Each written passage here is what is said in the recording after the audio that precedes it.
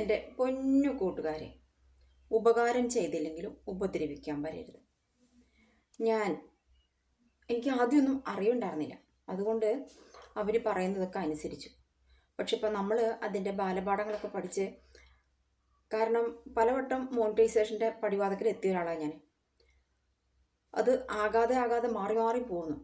അപ്പോൾ അതെന്താണെന്ന് എനിക്ക് അറിയണ്ടായിരുന്നില്ല. അപ്പോൾ അറിവുള്ള ആളുകൾ പറഞ്ഞു തന്നതനുസരിച്ച് ഞാനൊരു കാര്യം പറയാൻ കേട്ടോ. ദൈവത്തോർത്ത് ഈശ്വരനോർത്ത് ഉപദ്രവിക്കാൻ വരരുത്. വേറൊന്നുമല്ല, നമ്മളൊരു വീഡിയോ ഇട്ടാൽ അതിൻ്റെ താഴെയായിട്ട് ചിലപ്പോൾ കുറേ പേരുണ്ടാവും, കൂട്ടാക്കാമോ, കൂട്ടാക്കി തിരിച്ചും വേണം, ഇങ്ങനെയൊക്കെ പറഞ്ഞുകൊണ്ടുള്ള കമൻറ്റുകൾ വരുന്നുണ്ട്. ഇവരുടെ ചാനലൊക്കെ ചെറുതായിട്ട് പൊട്ടിമുളച്ച് വരുന്നതേ ഉള്ളൂ. അപ്പോൾ അവർക്ക് ഇതേക്കുറിച്ച് ഒന്നും അറിവില്ലാത്തത് കൊണ്ടാണ് അവരങ്ങനെയൊക്കെ നമ്മളോട് പറയുന്നത്. കൂടുതൽ സബ്സ്ക്രൈബേഴ്സ് ആവണം, എത്രയും പെട്ടെന്ന് മോണിറ്റൈസേഷൻ ആവണം, ഇതൊക്കെ ആഗ്രഹിച്ചിട്ടാണ് അവർ അങ്ങനെയൊക്കെ നമ്മുടെ അടുത്ത് പറയുന്നത്. പക്ഷേ ഇത് അവർക്കും ദോഷമാണ്, നമുക്കും ദോഷമാണ്.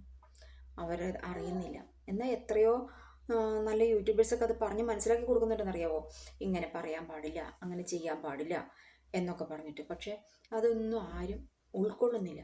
വീണ്ടും വീണ്ടും വീണ്ടും വീണ്ടും ഇങ്ങനെ പറഞ്ഞുകൊണ്ടിരിക്കും. കൂട്ടാക്കി തിരിച്ചും കൂട്ടാക്കുമോ, കൂട്ടുകൂടുമോ, ഇങ്ങനെയൊക്കെയാണ് ചോദ്യങ്ങൾ. അപ്പോൾ ആദ്യമൊക്കെ ഞാൻ തിരിച്ച് സബ് ചെയ്യും, തിരിച്ച് കൂട്ടാക്കും. അപ്പം അങ്ങനെയൊക്കെ വരുന്നത് കൊണ്ടായിരിക്കാം എൻ്റെ ചാനൽ ഇതുവരെ പടിവാതുക്കലെത്തിയതാണ്. ഒരുപാട് സന്തോഷം ഉണ്ടായതെനിക്ക്. ഇതായിരിക്കാം കാരണം. മാറി മാറി പോയിക്കൊണ്ടിരിക്കുക. അപ്പം നിങ്ങളോട് ഈ പൊട്ടിമുളച്ച് വരുന്ന ചാനലുകാരോട് ഞാനൊരു കാര്യം പറയണത്, നമ്മൾ നല്ല നല്ല വീഡിയോസ് ഇടുക, നമ്മളെക്കൊണ്ട് പറ്റാവുന്ന മാക്സിമം നല്ല വീഡിയോസ് ഇടുക. അത് കണ്ടിട്ട് സബ്സ്ക്രൈബ് ചെയ്ത് വരുന്ന ഒറിജിനൽ സബ്സ്ക്രൈബേഴ്സ് ഉണ്ടല്ലോ, അവർ മതി നമുക്ക്. ഈ യൂട്യൂബ് അവർക്കറിയാം ഇത് സ്പാമാണോ നേരെ ഉള്ളതാണോ എന്നുള്ളത്. ചിലപ്പോൾ നമ്മൾ കണ്ടിട്ടുണ്ടാവും, ഒറ്റയടിക്ക് കുറേ സബ് അങ്ങോട്ട് മൈനസായി പോകും. അത് ഇങ്ങനെ കയറി വന്നതാ, ഈ കൂട്ടാക്കി കയറി വന്നവരാണ്. നമ്മൾ പോലും അറിയാതെ കുറഞ്ഞു പോകും. അപ്പോൾ ഇനിയെങ്കിലും അങ്ങോട്ട് നമ്മൾ നല്ല വീഡിയോസ് ഇടുക. അതിന് ഒറിജിനലായിട്ട് കയറി വരുന്ന സബ്സ്ക്രൈബേഴ്സ് ഉണ്ടല്ലോ, നമ്മുടെ ആ ചാനൽ കണ്ടിട്ട് ഏതെങ്കിലും രീതിയിൽ കൂടി അങ്ങോട്ട് പോരണം, ഇവരുടെ വീഡിയോ നമുക്ക് തുടർന്നും കാണണം എന്നൊക്കെ ആഗ്രഹിച്ച് വരുന്ന സബ്സ്ക്രൈബേഴ്സ് ഉണ്ട്. അതാണ് നമുക്ക് നിലനിൽക്കുള്ളൂ.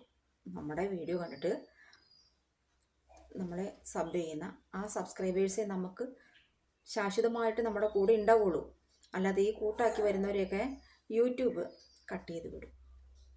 അതുകൊണ്ട് കൂട്ടാക്കാമോ, ഞാൻ കൂട്ടാക്കി തിരിച്ചും വേണം എന്നൊക്കെ ദൈവത്തോർത്ത് എൻ്റെ ചാനലിൽ ആരും ഒന്നും പറയരുത്. എനിക്കങ്ങനെ ആരുടെയും കൂട്ട് വേണ്ട.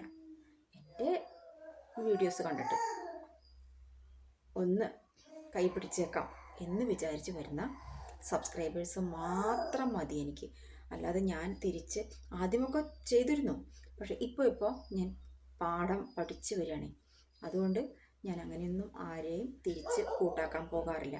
അത് അഹങ്കാരം കൊണ്ടോ തൻ്റെ ഇടം കൊണ്ടോ സാമർത്ഥ്യം കൊണ്ടോ അങ്ങനെയൊന്നും ചിന്തിക്കരുത്, അങ്ങനെയൊന്നും വിചാരിക്കരുത്. അതുകൊണ്ടൊന്നുമല്ല, ഇങ്ങനെ യൂട്യൂബ് നമുക്ക് പണി തരും.